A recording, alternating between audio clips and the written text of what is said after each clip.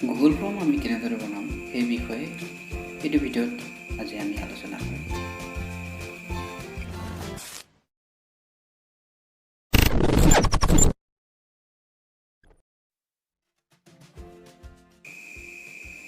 আমি প্ৰথমে গুগল ক্ৰম ওলাই লম, তাৰপিছত টাইপ কৰিম গুগল ফৰ্ম আৰু সাৰ্চ কৰিম। সাৰ্চ কৰাৰ পিছত আমি পাম Google forms free online survey for personal use. এইটো লিংকত আমি ক্লিক কৰিম। তাৰপিছত পাম আমি পাৰ্চনেল আৰু বিজনেছ এই দুখন ফৰ্ম। আমি টাইপ কৰিম পাৰ্চনেল ফৰ্মত পাৰ্চনেল ফৰ্মৰ গো টু গুগল ফৰ্মছ আমি তাতে ক্লিক কৰাৰ লগে লগে এটা লিংক খোল খাব। তাত থাকিব ব্লেংক অপশ্যন আৰু সেই ব্লেংক অপশ্যনত আমি ক্লিক কৰিব লাগিব। ক্লিক কৰাৰ লগে লগে আৰু এখন ফৰ্ম আমাৰ ইয়াত আমি পাম। এইখন হ'ল গুগল ফৰ্ম আৰু ইয়াত আমি আমাৰ যিকোনো কুৱেশ্যন আমি ইয়াত সেট কৰিব পাৰিম। প্ৰথমত আছে আমাৰ আনটাইটেল ফৰ্মছ আৰু তলত আছে ডেছক্ৰিপশ্যন। আমি এই দুটা ফিল আপ কৰি তাৰপিছতে আমাৰ গুগল ফৰ্মটো আমি ক্ৰিয়েট কৰিব পাৰিম। প্ৰথমতে টাইপ কৰিছোঁ teacher information.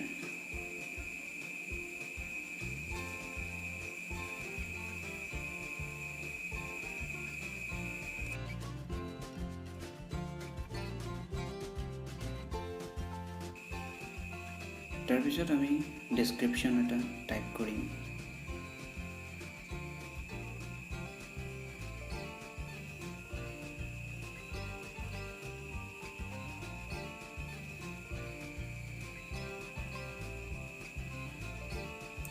Data of all school teacher.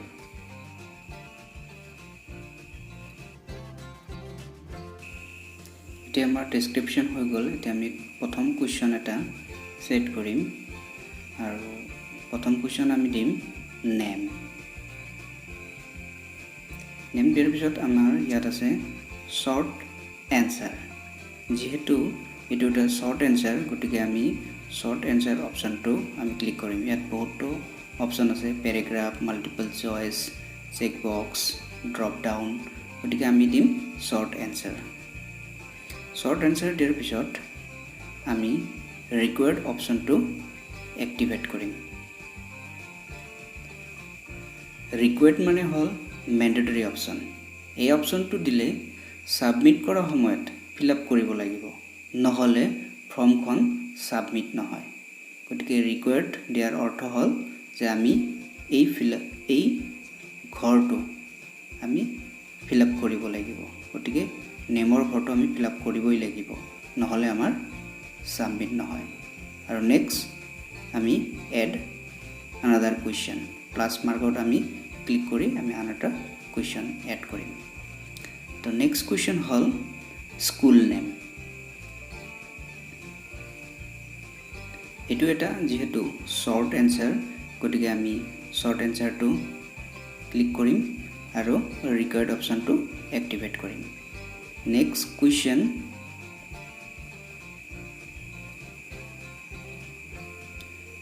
Contact number.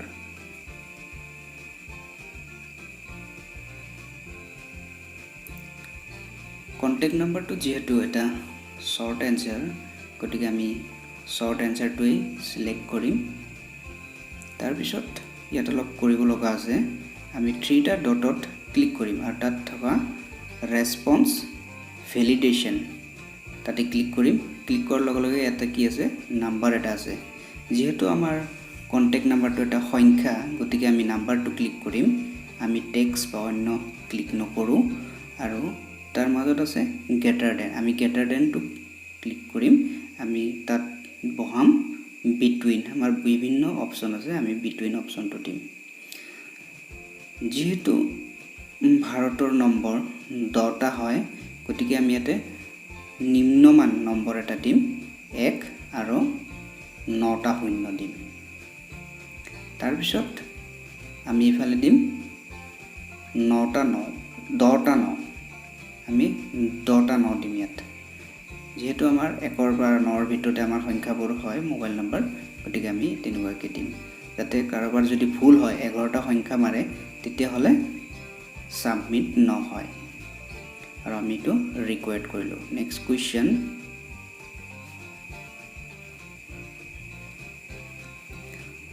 Gender আমি জেন্ডাৰ যেহেতু অপচনেল চয়েস গতিকে আমি অপচনেল চয়েস হিচাপে ৰাখিম অপচন 1 দিম মেল আৰু অপচন 2 হিচাপে দিম ফিমেল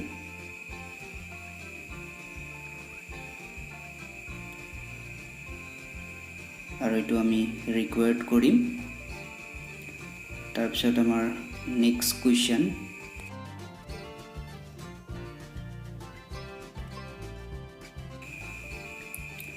আমাৰ নেক্সট কোৱেশ্চন হ'ব কোৱালিফিকেশন আমি কোৱালিফিকেশন টাইপ কৰিম কোৱালিফিকেশন যেহেতু এটা আমাৰ শৰ্ট এনসাৰ নহয় গতিকে আমি কোৱালিফিকেশনৰ ঠাইত দিম ড্ৰপ ডাউন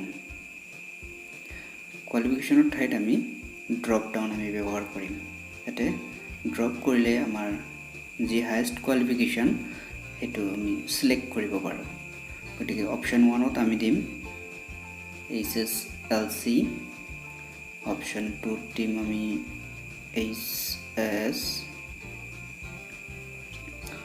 অপচন 3 দিম আমি গ্ৰেজুৱেচন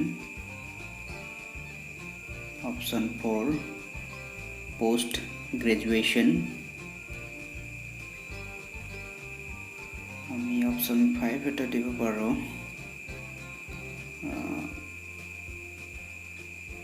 ITU অপচন 6 আমি আদাৰ অপচন এটা দিব পাৰো গতিকে ড্ৰপ বক্স দিয়াৰ অৰ্থ হ'ল আমি ড্ৰপ বক্সত ক্লিক কৰি ফেলে আমি যিকোনো অপচন এটা সিলেক্ট কৰিব পাৰো আমি এটো ৰিকোয়াৰ্ড অপচনটো এক্টিভেট কৰি লওঁ আমাৰ নেক্সট কোৱেশ্চন আমি নেক্সট কোৱেশ্চন দিম ল্যাঙ্গুৱেজ ল্যাঙ্গুৱেজটো আমি মাল্টিপল চয়েস নকৰো যেহেতু এজন শিক্ষকে বিভিন্ন ল্যাঙ্গুৱেজ ক'ব পৰা হয় গতিকে আমি ল্যাঙ্গুৱেজটো চেক বক্স আমি সিলেক্ট কৰিম আমি অপচন 1 ত দিম Assamese option 2 English option 3 Bengali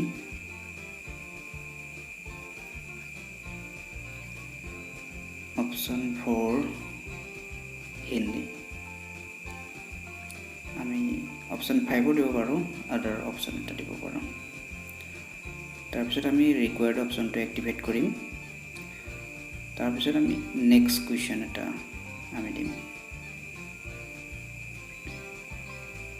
আমাৰ ইতিমধ্যে কেইটামান কোৱেশ্চন হল কোৱালিফিকেশন ল্যাঙ্গুৱেজ ইয়াৰ পিছত আমি আৰু যদি ইচ্ছা কৰো আমি দিব পাৰো কোৱেশ্চন গতিকে নেক্সট কোৱেশ্চনটো হল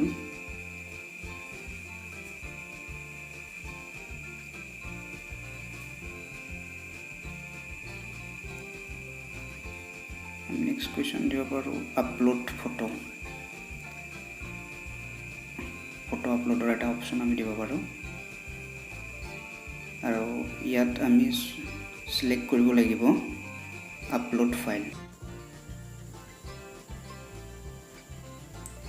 আপলোড ফাইল ক্লিক কৰাৰ লগে লগে ইয়াত দিব যিসকলে ৰেসপন্ড কৰিব এই ফাইলবোৰ আপলোড হ'ব ড্ৰাইভত আমাৰ যি ইমেইল আছে আমাৰ এই ইমেইলৰ ড্ৰাইভত যিসকলে ৰেসপন্ড কৰিব তাত এই ফাইলবোৰ আপলোড হ'ব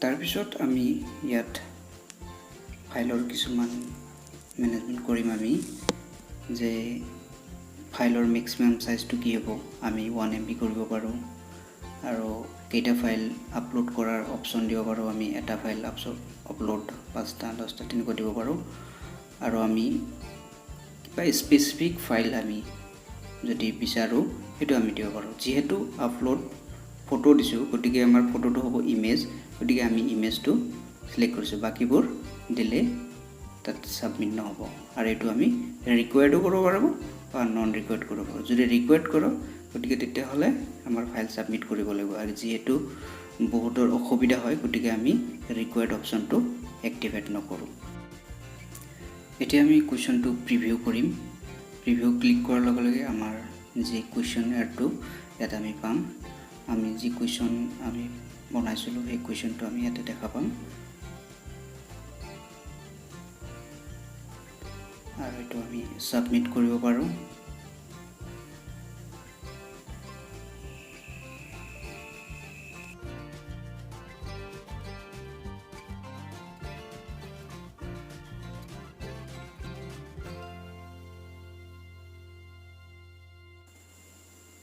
গতিকে আমি এতিয়া ফৰ্মখন সাবমিট কৰোঁ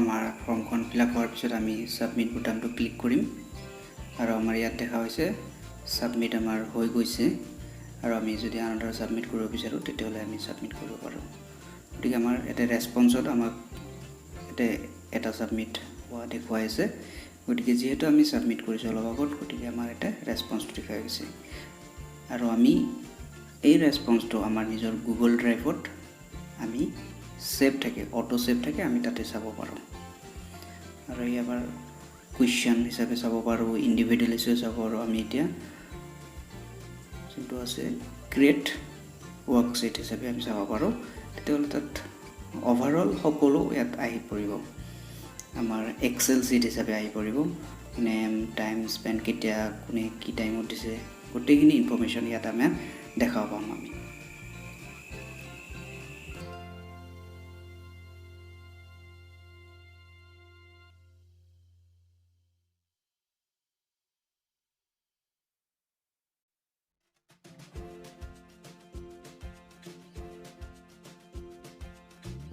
আৰু কোনোবাই সাবমিট কৰে তেতিয়াহ'লে ইয়াত নেম বিলাকৰ তলত আকৌ নেম বিলাক আহিব ইয়াত আমাৰ যি এক্সেল শীট হিচাপে গোটেইটা থাকিব কুৱেশ্যনিয়াৰ আমাৰ ৰেসপন্স এইখিনি থাকিব তো গুগল ফৰ্ম আপোনালোকে যি শিকিলে আৰু যদি ইয়াৰ ওপৰত কিবা জানিব লগা আছে কমেন্ট কৰক তাৰ পিছত আমি এটা সেন্ড অপচন আছে আমি এই লিংকটো কেনেকৈ সেন্ড কৰিব পাৰোঁ যে আমি এই মাজৰডাল যদি আমি ক্লিক কৰোঁ তেতিয়াহ'লে আমাৰ লিংকটো আমি পাম আৰু লিংকটো আমি কি কৰোঁ শৰ্ট কৰিব পাৰোঁ ইয়াত আমাৰ লিংকটো কি হৈ গ'ল শৰ্ট হৈ গ'ল তাৰ পিছত আমি ইয়াত কপি কৰিব পাৰোঁ কপি কৰাৰ পিছত আমি যিকোনো ঠাইত আমি সেন্ড কৰিব পাৰোঁ আমি WhatsAppত সেন্ড কৰিব পাৰোঁ মেছেজ হিচাপে আমি সেন্ড কৰিব পাৰোঁ ইমেইল কৰিব পাৰোঁ ফেসবুকত টুইটাৰ আমি যিকোনো ঠাইত আমি শেয়াৰ কৰিব পাৰোঁ গতিকে আজিলৈ ইমানেই ধন্যবাদ